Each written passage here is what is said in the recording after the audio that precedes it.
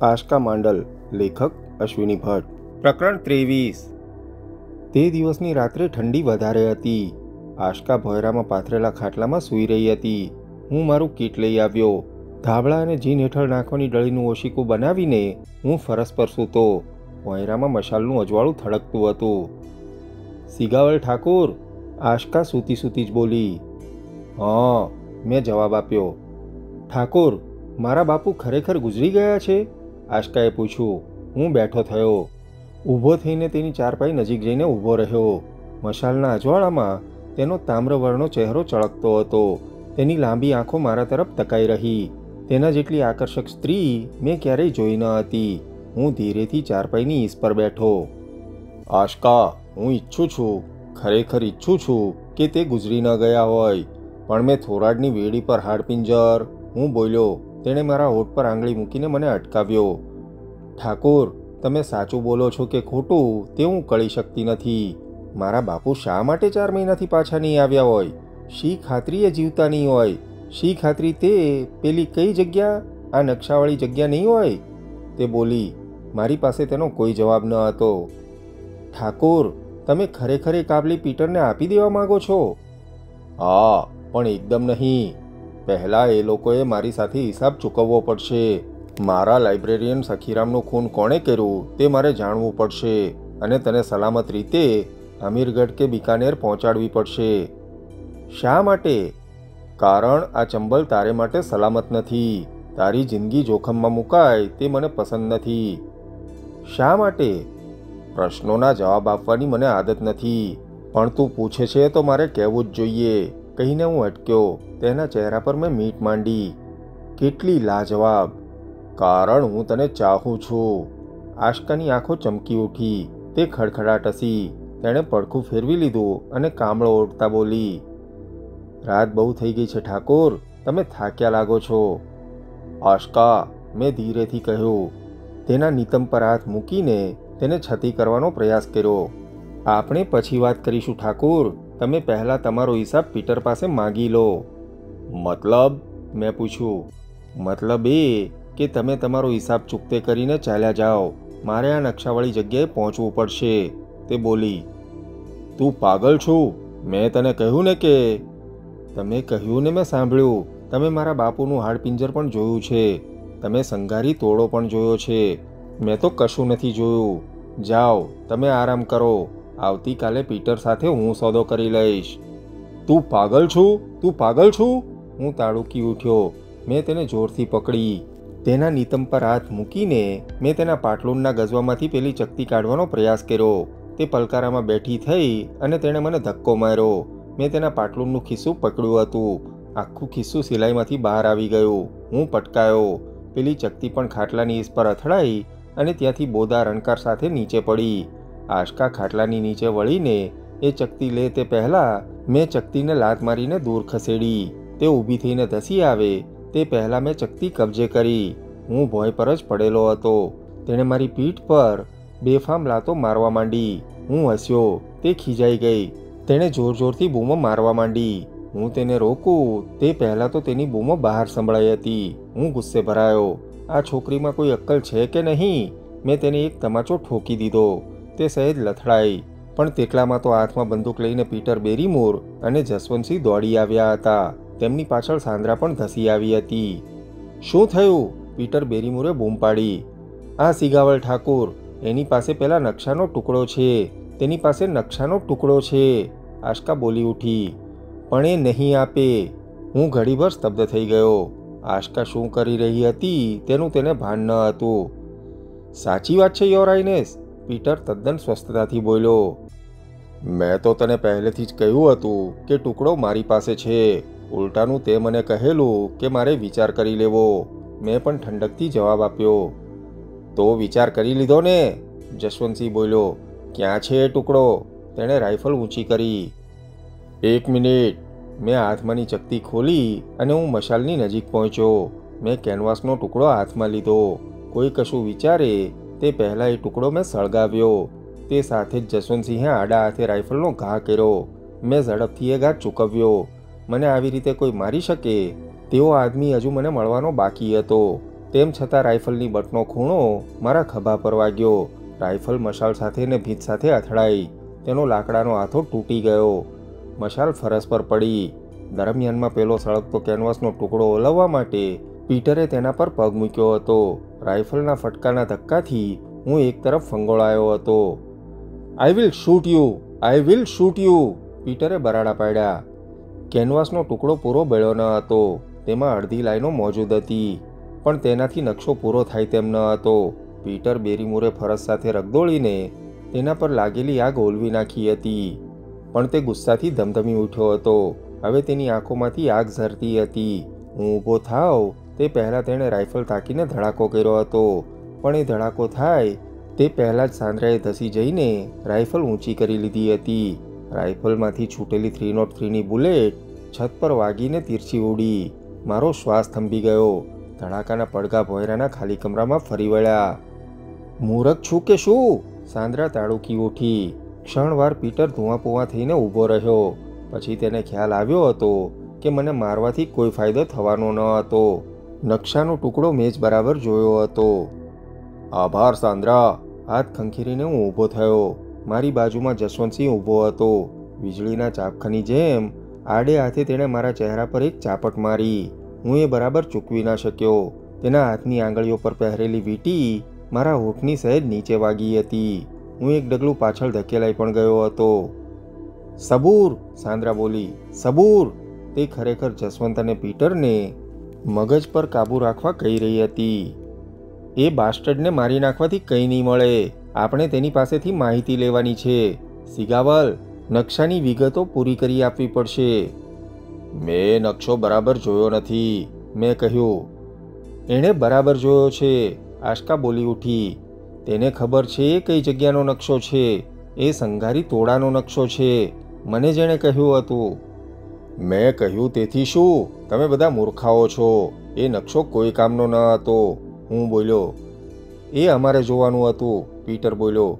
એ નકશા વગર અમારે કોઈનો ખપ નથી, તારો પણ નહીં, કહીને તેણે રાઇફલ ઊંચકી. 1 મિનિટ, આશકા બોલી. તેને મારી નાખવાથી ફાયદો નહીં થાય. એ નકશાની એને બરાબર માહિતી છે. તું વચ્ચે ના બોલ છોકરી, જસવંતસિંહ બરાડી ઉઠ્યો. અમારે શું કરવું તે અમને ખબર છે.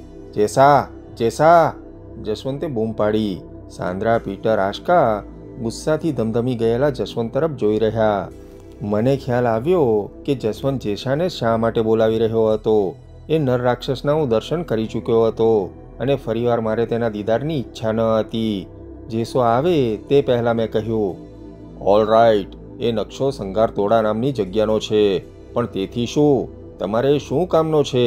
તમારી ઈચ્છા હોય તો હું તમને એ જગ્યાએ લઈ જઈ શકીશ, પણ ત્યાં જવા જેવું નથી.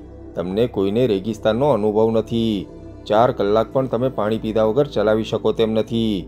તમને કલ્પના નથી કે સરકતી રેતીના ઢોવા એટલે શું ચીજ છે. ચંબલમાં પાણીનું પૂર આવે છે તે તો તમે જોયું હશે. ધસમસતા પાણીમાં થતા વમળ અને ભમરીઓ તમે નિહાળી હશે, પણ રેતીના વમળ તમે જોયા નહીં હોય.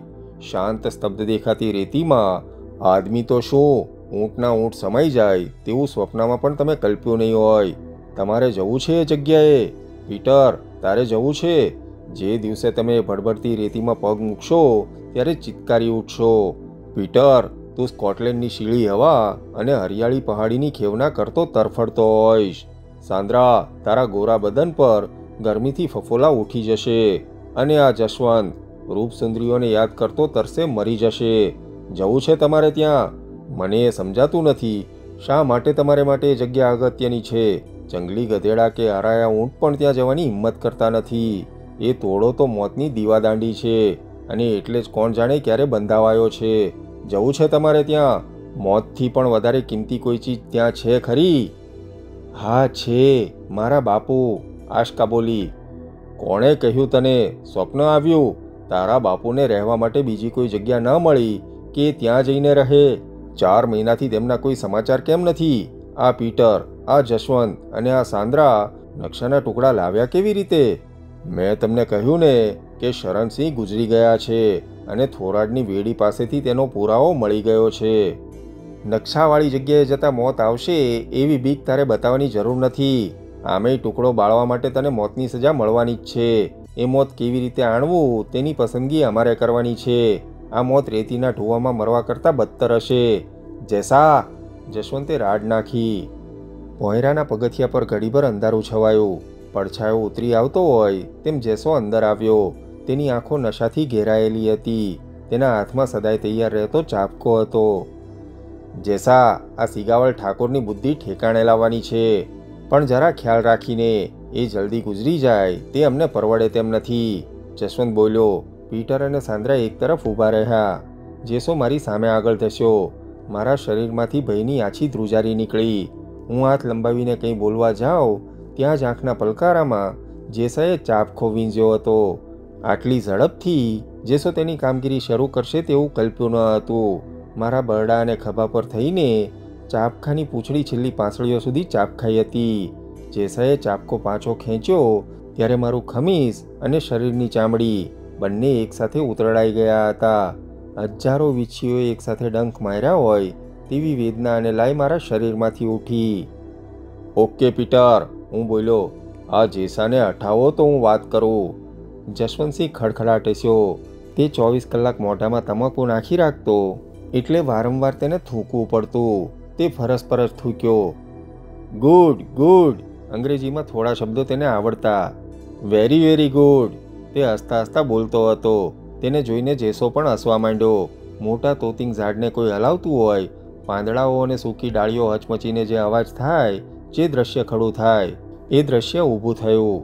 જેસાના એક જ ફટકાથી મારી બુદ્ધિ ઠેકાણે આવી હતી અને રાજપૂતાઈની બડાશ ઓસરી ગઈ હતી એવું જશવંત અને જેસાને લાગતું હતું. ગમે તેમ જેસાને બહાર મોકલવામાં આવ્યો. મેં નાહક એનો ફટકો ખાધો હતો. મારે તેમને વાત કરવી જ હતી, પણ એ નકશો મારે તેમના હાથમાં પડવા દેવો ન હતો, કારણ કે તો જ હું અને આશકા સલામત હતા. ઓકે, શું કહેવાનું છે સિગાવલ? એકાએક મારો માન મર્તબો ઓસરી ગયો હતો. મને ઠાકોર કહેવાનો પણ લિહાજ કોઈ બતાવતું ન હતું. પહેલી વાત તો એ કે નકશાનો ટુકડો મેં બરાબર જોયો છે. નકશા બાબતમાં અમારા આખા ઇલાકામાં હું અજોડ ગણાવું છું. એટલે મને મારી નાખશો અથવા મારા મગજ પર ઈજા થાય તેવી રીતે મને મારવામાં આવશે તો તમને નુકસાન થશે, મેં કહ્યું. તને ખાસ વધુ મારવાની જરૂર લાગતી નથી, કહીને જશવંત હસ્યો. મેં તેના તરફ ધ્યાન આપ્યું નહીં. એ સમજી લેવાની જરૂર છે. બીજી વાત એ છે કે તમારે મને એ કહેવું પડશે કે નકશાવાળી જગ્યાએ તમારે શું કામ જવું છે. ત્રીજી વાત એ કરવાની છે કે સખીરામને કોણે માર્યો છે. નકશાના ટુકડા તમે ઉઠાવ્યા કેવી રીતે? અને સખીરામને મેં માર્યો હોય તો? પીટર બોલ્યો. તો હું તને અમીરગઢની કચેરીમાં ખડો કર્યા વગર રહીશ નહીં, મેં મક્કમતાથી કહ્યું. પીટર અને જસવંત બંને હસ્યા. તેમનો નશો હજુ ઉતર્યો ન હતો. 1 મિનિટ. અને ચોથી વાત એ કે આશકાને અહીંથી શરણસિંહના કેમ્પમાં મોકલી દેવી. શા માટે? જસવંતસિંહ બોલી ઉઠ્યો. એટલા માટે કે તમારી શરત પૂરી થઈ છે. નકશાનો ટુકડો. હું વાક્ય પૂરું કરું તે પહેલાં જ આશકા બોલી ઉઠી. એ નહીં બને, હું જવાની નથી. મારે જાણવું છે કે આ નકશાનો ભેદ શું છે. એનો ભેદ કોઈ ઉકેલી શકશે નહીં, મેં કહ્યું. રેગિસ્તાનનું મોત કેવું છે તે જોવાનો આ લોકો ભલે લાહવો લેતા, તારે મરવાની જરૂર નથી. અમારી વાતચીત ચાલતી હતી ત્યાં જ બંદૂકના 2 ધડાકા થયા. પીટર અને જસવંત ચમક્યા. બંને જણાએ રાઇફલો સાબદી કરી અને ભોંયરાના દાદર પર દોડ્યા. આશકા મારી સામે જોતી ઊભી રહી. સાંદ્રા દોડીને દાદરાના પગથિયા આગળ ઊભી રહી. મેં નિષ્ફળતાથી મારા ગજવામાંથી રૂમાલ કાઢીને મારી ઉતરડાયેલી ચામડી પર વળેલા લોહીના ટપકા પર સહેજ દબાવ્યો. થોડી વારમાં બીજા 2 ધડાકા થયા. કોઈની ચીસ સંભળાઈ અને ઘોડાના ડાબલા પણ સંભળાયા. પીટર અને જસવંતસિંહ દાદરને મથાળે પહોંચ્યા હતા અને મંદિરની ઓસરીની આડશે ઊભા રહી ગયા હતા. થોડીક ક્ષણોની શાંતિ પછી કંઈ અસ્પષ્ટ અવાજો આવ્યા. કોઈએ બૂમ પાડી, જસવંતસિંહ, બહાર નીકળ. આશકા પગથિયા તરફ દોડવા ગઈ, પણ મેં તેને રોકી. જસવંતસિંહના કોઈ દુશ્મનો હોય તો તેમાં અમારે પડવાની જરૂર ન હતી. સાંદ્રા દોડીને બહાર નીકળી હતી. હું અને આશકા ભોંયરાના કમરામાં ઊભા રહ્યા હતા. પણ આપણે જોવું તો જોઈએ ને, ઉપર શું થઈ રહ્યું છે? આશકાએ વાળ ઉલાળીને મને કહ્યું. શા માટે? કદાચ જશવંતસિંહની પાછળ પડેલી પોલીસ હોય, કદાચ ધીંગાણું પણ થાય. તું બેસી રહે. આ ડાકુઓની બાબતમાં પડવાની જરૂર નથી, મેં કહ્યું. હું પલંગ પર બેઠો. તે હાથ મસળતી આમથી તેમ આટા મારતી રહી.